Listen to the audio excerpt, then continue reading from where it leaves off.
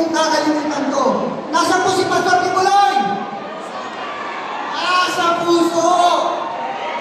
Heartbeat ni Pastor Kibuloy ay tumataloy sa buong Pilipinas at sa mga OFW na patuloy na nagmamahal sa bayan.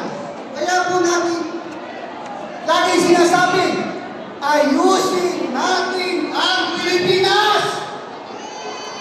Inayos ni Tatay Digong ang Davao. Inayos ni Tatay Digong ang Pilipinas. Pero binasa ng ating Pangulong BBM. Ngayon, yung Duterte 10, yan po ang magsasalba at mag-aayos sa bansang Pilipinas. Ano ang sabi ni Pastor Kibuloy? One world country. Mangyayari. Yes, everybody say amen. Dahil ang Diyos ay nandito, hindi na tayo pinababayaan. Ang sabi ni Bibi Sara, God save the Philippines. Tama? Lahat para sa pamilyang Pilipino, bayan at mamamayang at pamilyang Pilipino.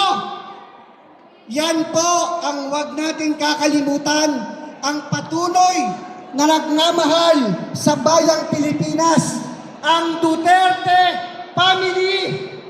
Wag po tayong papayag na i-impeach ang ating pinakamamahal na Vice President, Bibi Sara Duterte.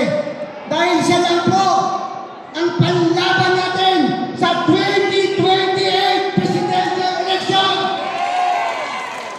Kaya huwag niyo po kakalimutan, PBB laban straight vote, straight Duterte 10. Kami po kahapon ay nag-rally sa Comelec.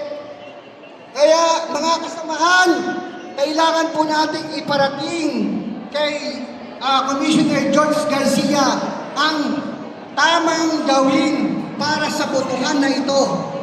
Andyan po si Yusek Penrang ang magsasalita para sa MAD.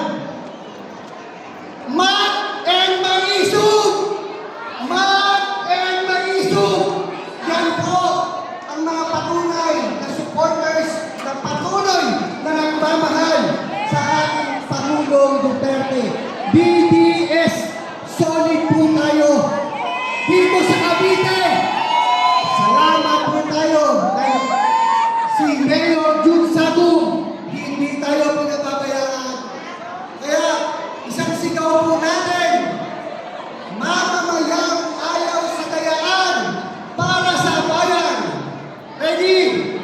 Mamamayang ayaw sa dayaan para sa bayan. Okay po ba? O, isang sigaw pa. Duterte! Duterte! Duterte! Duterte! Mahal po kayo ni Pastor Kibuloy. Kaya huwag niyo kalimutan, Duterte 10, siya lang po ang magsasalba. At ang Duterte 10,